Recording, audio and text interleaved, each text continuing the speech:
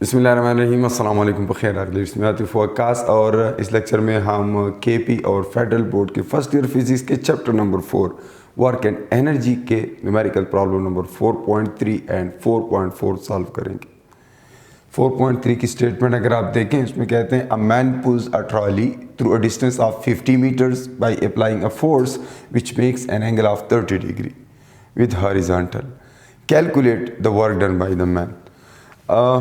एक बंदा ट्राली पुल कर रहा है और ट्राली के ऊपर वो फोर्स लगा रहा है जी 100 न्यूटन, और एंगल जो वो बना रहा है हॉरिजॉन्टल सरफेस के साथ, यानी वो इस तरह से फोर्स लगा रहा है एक रस्सी के ज़रिए जो कि हॉरिजॉन्टल सरफेस के साथ 30 डिग्री एंगल बना रहा है। तो और डिस्प्लेसमेंट भी गिवन है, displacement is given as 50 metres. तो ये 50 मीटर्स तक इस फोर्स की वजह से डिस्प्लेस हो जाता है। नाउ वर्क डन क्या है, अगर आप देखें इसमें इस फोर्स के दो कंपोनेंट्स हैं, क्योंकि ये हॉरिजॉन्टल सरफेस के साथ 30 डिग्री एंगल बना रहा है, तो एक इसका हॉरिजॉन्टल कंपोनेंट होगा, एक वर्टिकल कंपोनेंट होगा। तो जो कंपोनेंट डिस्प्लेसमेंट की डायरेक्शन में है, डिस्प्लेसमेंट इस डायरेक्शन में हो रही है, तो फोर्स का वो कंपोनेंट जो डिस्प्लेसमेंट की डायरेक्शन में होगा वो एफ कॉस थीटा है, यानी हॉरिजॉन्टल कंपोनेंट होगा। और जो component perpendicular to the displacement है that is F sine theta. Work done में कौन सा कंपोनेंट फोर्स का रोल प्ले करता है? The component that is parallel to that displacement. Now that component is then F cos theta, इसलिए work का जो फार्मूला है एफ डी कॉस थीटा होगा। सो इस फार्मूला में जो भी यूज़ होता है, फोर्स यूज़ हो रहा है 100 न्यूटन गिवन है, डिस्प्लेसमेंट गिवन है 50 मीटर, एंड एंगल गिवन है। ऑब्वियसली डिस्प्लेसमेंट हॉरिजॉन्टल सरफेस के अलोंग हो रही है, जबकि फोर्स उस हॉरिजॉन्टल सरफेस के साथ कोई एंगल बना रहा है 30। तो ये एंगल एक्चुअली फोर्स और डिस्प्लेसमेंट के दरमियान का एंगल है। तो इसलिए जब वैल्यूज पुट कर लेते हैं इस फार्मूला में, यानी एफ की जगह 100 Newton's, 50 meter for displacement and cos of 30 degree, we get 4330 joules. Now this is the work done by that man in pulling the trolley. और इसके बाद हम नेक्स्ट क्वेश्चन पे जाएंगे। तो क्वेश्चन नंबर 4 में क्या कहते हैं? The roller coaster car starts it's journey from a vertical height of 40 meters on first hill and reaches a vertical height of only 25 meters on second hill, where it slows to a momentary stop. It traveled a total distance of 400 meters. Determine the thermal energy produced and estimate the average friction force on the car of 1000 kilogram mass.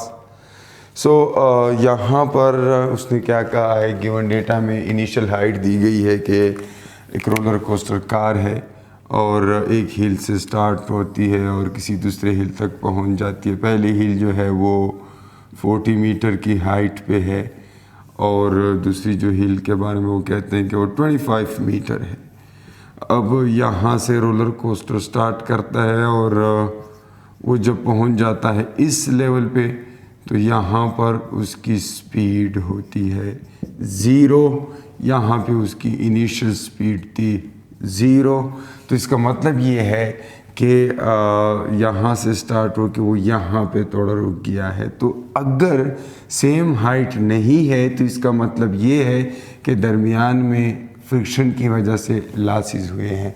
हमने वो losses calculate करने हैं, और फिर required में एक और चीज़ भी है, फ्रिक्शन भी फाइंड करनी है, फ्रिक्शन की force. So that is also to be calculated.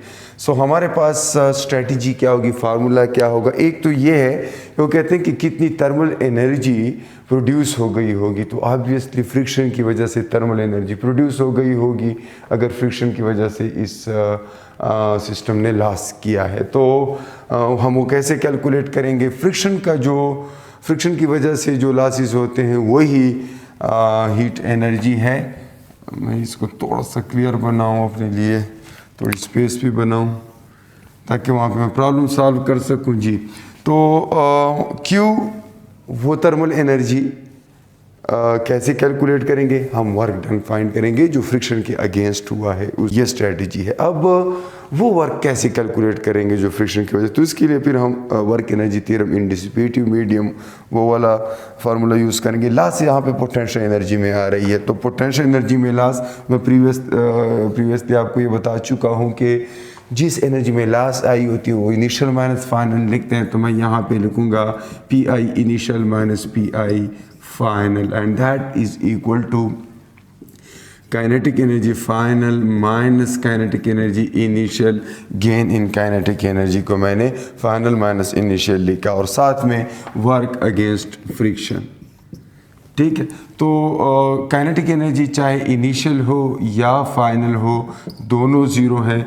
Reason ये है कि काइनेटिक एनर्जी इनिशियल भी वेलोसिटी ज़ीरो है, और इस हाइट पे जिसको हमने फाइनल पॉइंट कहा हुआ है, तो उस हाइट पे भी वेलोसिटी ज़ीरो है, तो इसलिए मैंने लिख लिया है बहरहाल, लेकिन इसकी वैल्यू ज़ीरो पुट करने से ये वैनिश हो जाएगा। तो work done is simply the difference between the potential energies at this point and at this point. So इस पॉइंट पे पोटेंशियल एनर्जी है mgh इनिशियल माइनस इस पॉइंट पे है mgh फाइनल। सो mg इन दोनों में कॉमन है, hi माइनस hf, ये आ जाएगा g height initial minus height final, और इस साइड पे ये दोनों ज़ीरो हो जाते हैं क्योंकि इनिशियल और फाइनल वेलोसिटीज़ दोनों ज़ीरो हैं। हमारे पास वर्क अगेंस्ट फ्रिक्शन, या कि जिसको आप हीट भी कह सकते हैं, थर्मल एनर्जी। सो ऑब्वियसली जब सिस्टम पे फोर्स लगती है opposite direction of the motion में फ्रिक्शन, तो इस वजह से हीट प्रोड्यूस होती है, और वही थर्मल एनर्जी है। तो mg मास गिवन है 1000 है, g 9.8 है, हाइट इनिशियल 40 है, माइनस 25 ये 15 आता है। बहरहाल यहाँ से आपको q मिल जाएगा, और मैं ऑलरेडी कैलकुलेट कर चुका हूँ। This is 147,000 joule, so q is 147,000 joules.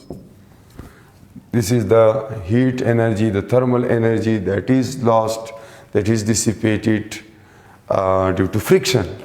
And now अगर हम चाहें कि हमें वो वर्क वो फोर्स मालूम हो कि जो फ्रिक्शन की फोर्स उस ऑब्जेक्ट के ऊपर, उस ट्रॉली के ऊपर लगी है, उस रोलर कोस्टर कार के ऊपर लगी है, तो वो कैलकुलेट करने का तरीका ये है कि हम इसको टोटल डिस्टेंस पे डिवाइड कर दें, क्योंकि वर्क का फार्मूला होता है फ्रिक्शन का force is equal two multiplied with the displacement.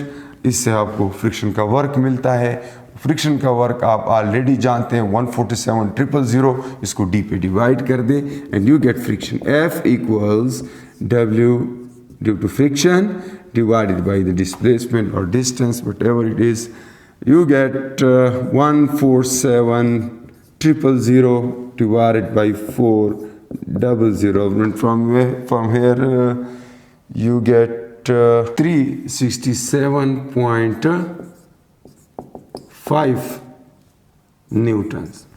तो ये इस क्वेश्चन के दूसरे अननोन का रिजल्ट है, और इसके साथ ही मैं आपसे इजाज़त चाहूँगा। द अल्लाह पामान।